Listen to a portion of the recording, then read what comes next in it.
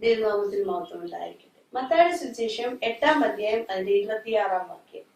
അവൻ അവരോട്, അല്പവിശ്വാസികളെ, നിങ്ങൾ ഭീരുക്കൾ ആകുവാൻ എന്ന് പറഞ്ഞ ശേഷം എഴുന്നേറ്റ് കാറ്റിനെയും കടലിനെയും ശാസിച്ചപ്പോൾ വലിയ ശാന്തത ഉണ്ടായി. യേശുവുള്ള പടക് ഒരിക്കലും നശിച്ചു പോകത്തില്ല. തന്റെ ശിഷ്യന്മാർ യേശുവിനെ വിളിച്ചപ്പോൾ അല്പവിശ്വാസികളെ, യേശു ശിഷ്യന്മാരോട് പറയാ, അല്പവിശ്വാസികളെ, നിങ്ങൾ ഭീരുക്കളാകുവാൻ നമ്മളെ നടത്തുന്നത് കർത്താവാ. നമ്മുടെ പടകിൽ യേശു ഉണ്ടെങ്കിൽ ആ പടക് ഒരിക്കലും നശിച്ചു പോകത്തില്ല. നമ്മൾ അല്പവിശ്വാസികളാകരുത്. നമുക്ക് ഉറപ്പുണ്ടായിരിക്കണം, ഈ കർത്താവ് എന്റെ പടകിലുള്ളത് കൊണ്ട് ഞാനിത് നശിച്ചു പോകത്തില്ല. യേശു ഉണ്ടായിരുന്ന പടകിൽ ആ കാറ്റടിച്ചത്. നീ യേശുവിൽ വിശ്വസിക്കുന്ന പൈതലായിരിക്കും. നിന്റെ ജീവിതത്തിൽ ഇന്ന് ഭയങ്കര കൊടുങ്കാറ്റ് അടിക്കുന്നുണ്ടായിരിക്കാം. പല സാഹചര്യങ്ങൾ നിന്റെ ജീവിതത്തിലേക്ക് കടന്നു വരുന്നുണ്ടായിരിക്കാം. പല പ്രശ്നങ്ങളെ നീ ഇന്ന് നേരിടുന്നുണ്ടായിരിക്കാം.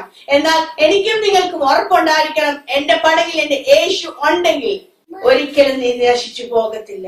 നിന്റെ പടക് മുങ്ങിപ്പോകത്തില്ല. നിന്റെ പടക് മുങ്ങിപ്പോകുവാൻ പിതാവ് അനുവദിക്കത്തില്ല.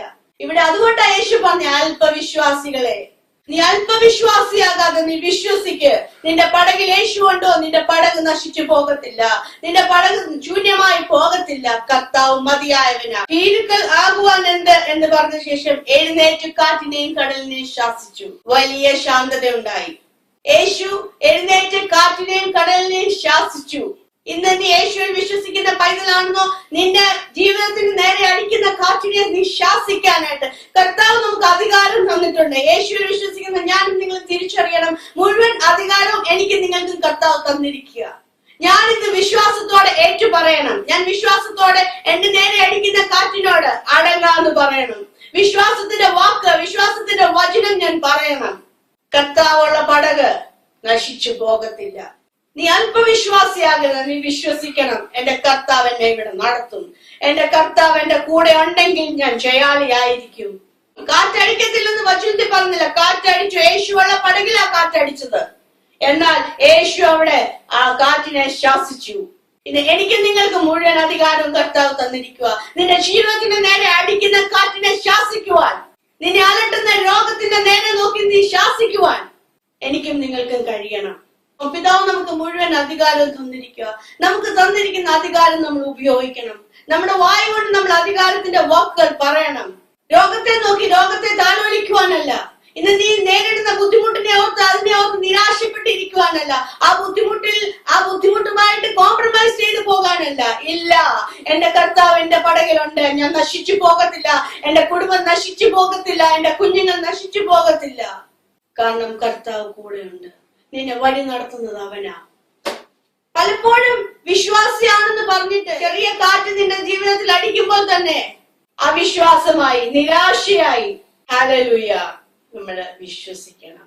നമ്മൾ അല്പവിശ്വാസിയാകാതെ നമ്മൾ വിശ്വസിക്കണം, എന്റെ കർത്താവ് എന്റെ പടകിലുണ്ട്, ഞാൻ നശിച്ചു പോകത്തില്ല.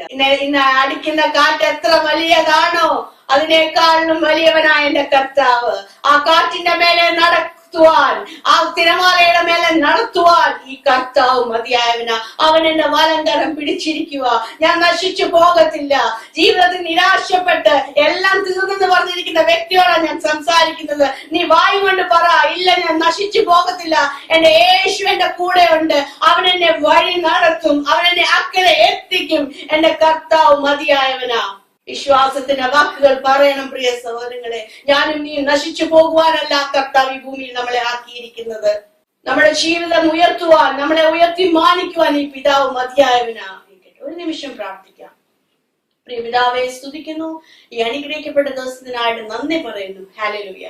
കർത്താവെ, ഓരോ കുടുംബങ്ങളെ നിന്റെ കരങ്ങളിൽ സമർപ്പിച്ചു പ്രാർത്ഥിക്കുമ്പോൾ ഇന്ന് നിരാശപ്പെട്ട് ജീവിതത്തിന്റെ എല്ലാ വാതിലുകളും അടഞ്ഞെന്ന് ഭാരപ്പെട്ടിരിക്കുന്ന വ്യക്തിയെ നിന്റെ കരങ്ങളിൽ സമർപ്പിച്ചു പ്രാർത്ഥിക്കുന്നു.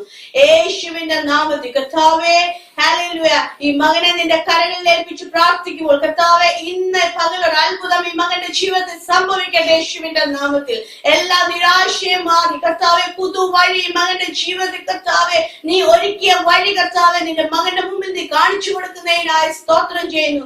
കുടുംബത്തെ ഓർത്ത് ഭാരപ്പെടുന്ന വ്യക്തി നിന്റെ കരങ്ങളിൽ സമർപ്പിക്കുന്നു. യേശുവിന്റെ നാമത്തിൽ കർത്താവേ, ഹല്ലേലൂയ, കുടുംബത്തിന്റെ നാഥനപ്പ നീയാണല്ലോ. ഹല്ലേലൂയ, ആ കുടുംബത്തെ നശിച്ചു പോകാതെ ആ കുടുംബത്തെ ഒന്നിച്ചു നിർത്തുവാൻ എന്റെ അപ്പ നീ മതിയായവനാകിയാൽ സ്തോത്രം ചെയ്തു. രോഗികളായിരിക്കുന്നവരെ ഓർത്ത് പ്രാർത്ഥിക്കുന്നു. യേശുവിന്റെ നാമത്തിൽ സമാധാനമില്ലാത്ത വ്യക്തികളെ നിന്റെ കരങ്ങളിൽ ഏൽപ്പിച്ചു പ്രാർത്ഥിക്കുന്നു നാഥ. കർത്താവേ, നീ സകലത്തിനും മറുപടിയാണല്ലോ നാഥ. നിന്റെ കരങ്ങളിൽ എല്ലാവരും ഏൽപ്പിച്ചു പ്രാർത്ഥിക്കുമ്പോൾ കർത്താവിന്റെ കരം കൂടെ ഉള്ളതിനായി സ്തോത്രം. ഇന്ന് പകൽക്കാലം അപ്പ നിന്റെ മക്കളുടെ ജീവിതത്തിൽ നീ അത്ഭുതം ചെയ്തിരിക്കാൻ സ്തോത്രം, നീ വിടുവിച്ചിരിക്കാൻ സ്തോത്രം. യേശുവിന്റെ നാമത്തിൽ തന്നെ ആമേൻ.